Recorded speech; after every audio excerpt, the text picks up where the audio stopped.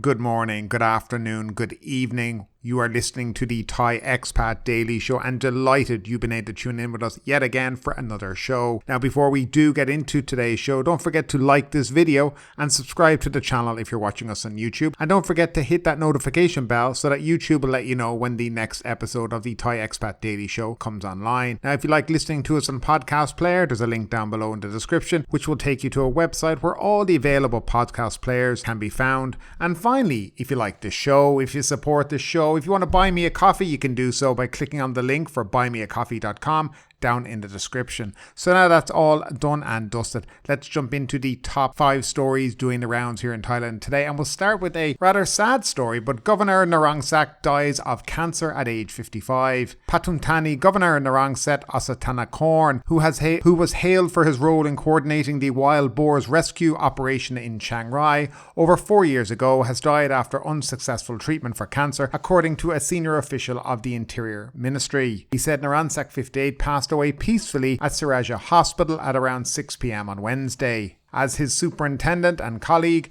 I want to convey my deepest condolences to the family of Kun Narongsak, said the Inter-Permanent Secretary Suttipong Chulcharan. As governor of Chiang Rai in 2018, Narongsak played a crucial role in coordinating the much publicised and successful operation to rescue 13 young footballers and their coach from a flooded cave.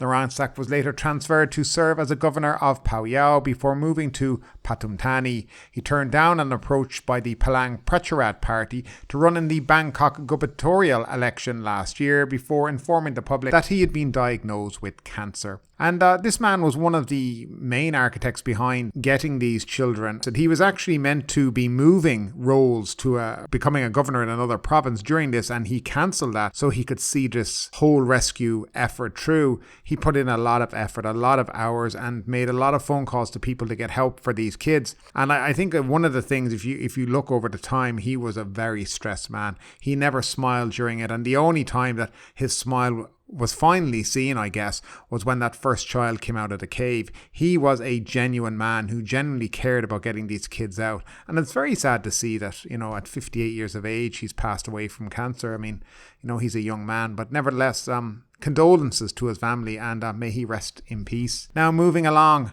Phuket fails in its bid to host the Specialized Expo. Thailand has not won its bid for Phuket to host the World Specialized Expo 27-28, following the final voting held at the 170th General Assembly of the event organizer, the Bureau International des Expositions, in Paris on June 21st. The BIE announced the winner, Belgrade in Serbia, at 6:24 p.m. Phuket time. Phuket was up against 4 cities to host the event: Minnesota in the United States, Belgrade in Serbia, Malaga in Spain, and San Carlos de Bariloche in Argentina. I think I've minced that. Thailand secured just 16 votes in the first round of voting, compared with 54 for Serbia, 42 for Spain, 19 for the United States, and 8 for Argentina. The second round of voting saw Thailand secure 15 more votes compared to 21 for the US, 69 for Serbia, and 48 for Spain. In the final round of voting between Serbia and Spain, Serbia won by securing 81 votes compared with 70 for Spain.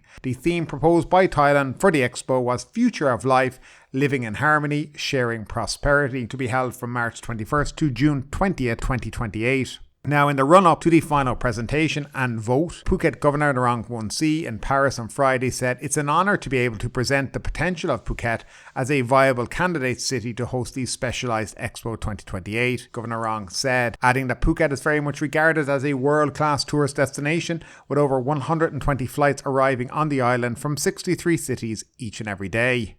Phuket has become a second home for many people around the world, so is its allure and popularity, Governor Narong added. High hopes have been piled on Phuket winning the bid to host the expo. The government set aside 4.18 billion baht to host the event, which was to be organised by Thailand's Convention and Exhibition Bureau, the Public Health Ministry, the Foreign Affairs Ministry and related sectors. TCE President Chiang Rai late last week said the expo would be a core part of Thailand's plan to promote its health, wellness and medical tourism in Southeast Asia. Phuket hosting the expo was expected to generate up to 50 billion in economic value and attract about 5 million tourists, he added. Phuket hosting the expo was also forecast to create 115,000 jobs on the island and help promote tourism in nearby provinces, he said. Phuket had prepared a 141 Rai site at the northern tip of the island to host the Specialized Expo 2028. The future of that site has now not been determined. I don't think it was a real big surprise. And as we said in the last couple of shows, I would have been very surprised if they had gotten the Specialized Expo, mainly just from the simple fact that there is just no transportation system here in Phuket. There's no kind of light rail, there's no real bus system.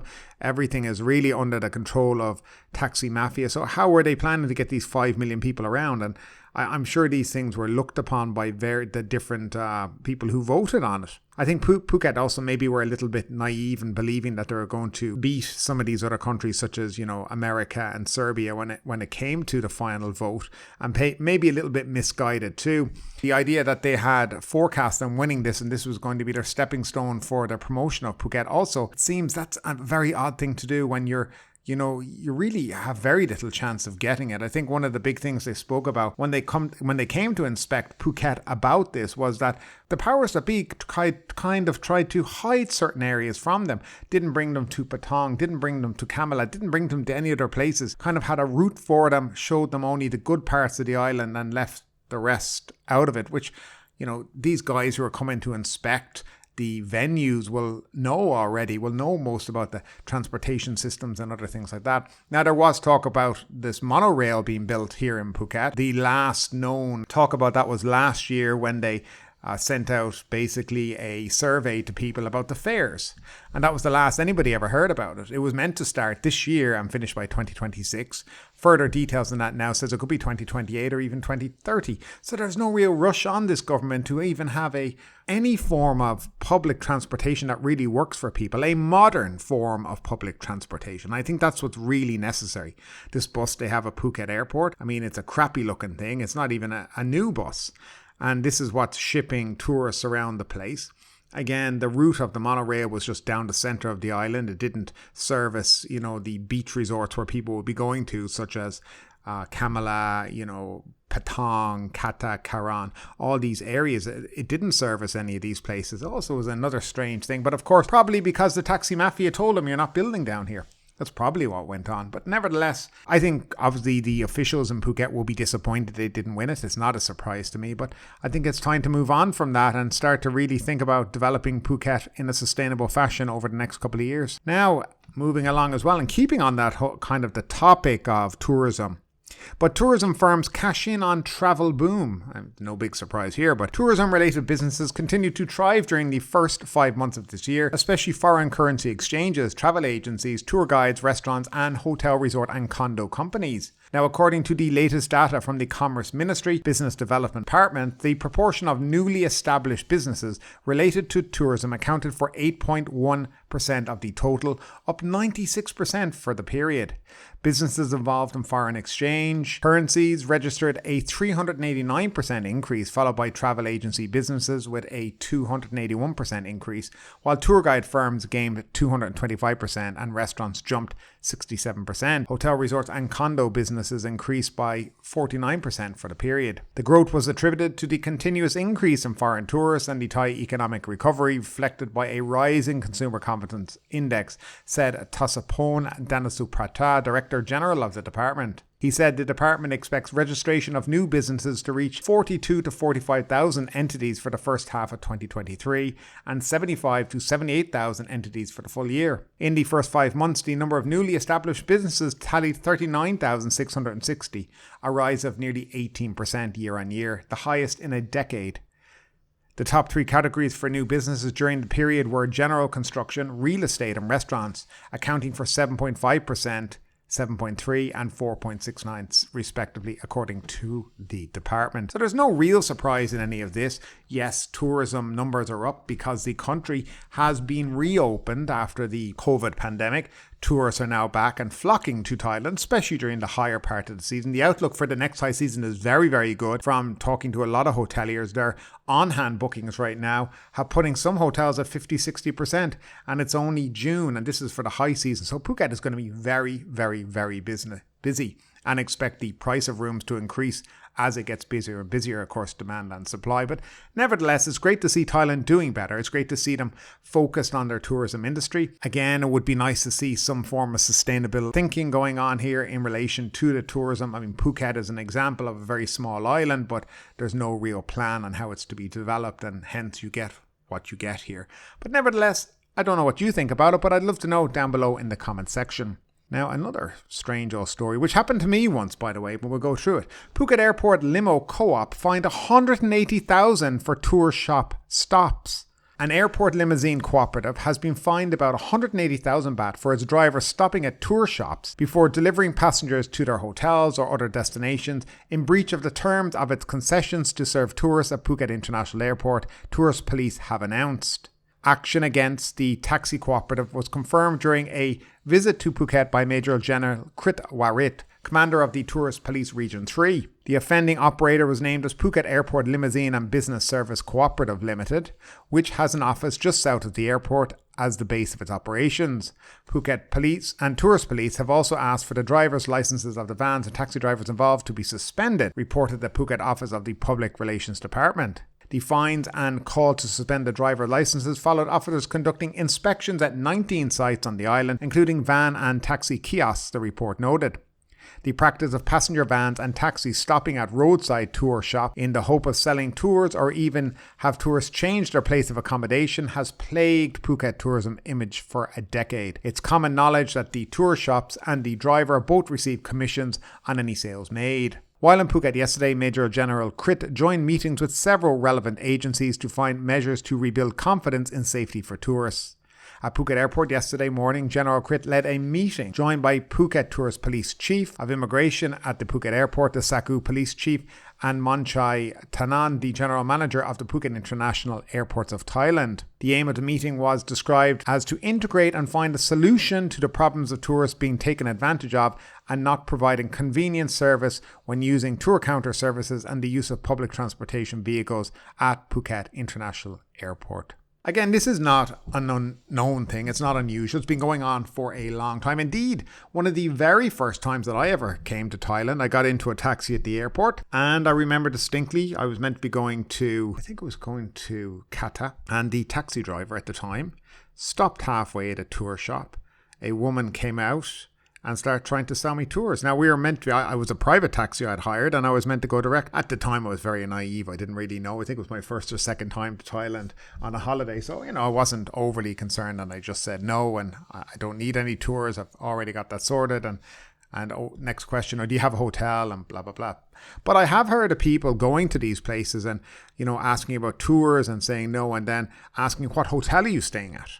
And they say, well, we're staying at, just say JW Marriott, whatever, blah, blah, blah. And they've been told, oh, yeah, that hotel's closed now, and then trying to get them to cancel the reservation because they're saying, oh, that hotel's not open anymore and you can stay here or stay here. And this is the kind of thing that's been going on in Phuket with taxi drivers and with these tour shops near and around the airport for quite a while. So hopefully this kind of fine, though it's a significant amount of money, we'll see an end to this practice. I don't think it'll stop completely, but it may be a warning to taxi drivers to kind of stay away from this. I think if you get into a taxi and you want to go from A to B, that's what should be happening. There should be no C, D, E and F stops along the way so that taxi driver can kind of rip you off and whatnot. But yet again, it's all part of the taxi mafia here in Phuket. They do what they want and there's very rarely any repercussions for them. And I wonder, has that happened to you when you've been in Phuket?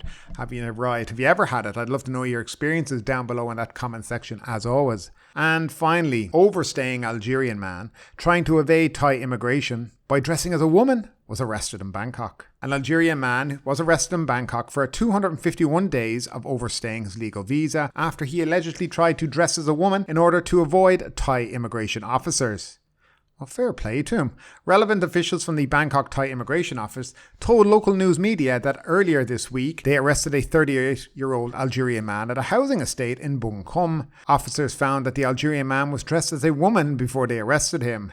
The Algerian man had entered Thailand via Suvarnabhumi Airport in 2022, but his visa had expired in October of last year and he was now on at least 251 days of overstay.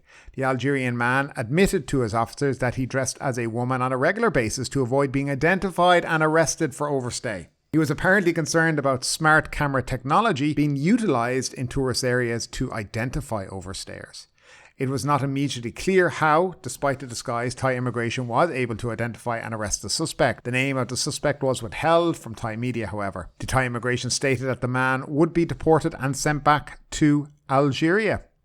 And no real surprise here, but I've noticed there has been a sharp increase, and I guess the Thai immigration have been out and about, and they have been tracking down a lot of overstayers here in this country. There's an unbelievable amount, and I'm not quite sure the logic in their head, because one of the things about staying here in Thailand, there is a lot of ways to stay here, and you can do border bounces over and back, no problem. Like in this guy's case, his visa expired and he just stayed. Now he could have done a border bounce, he could have done a trip to an embassy, got a tourist visa to keep him for another 60 days or 90 days. There is various other things you could do. I think overstaying is just a lazy approach to everything.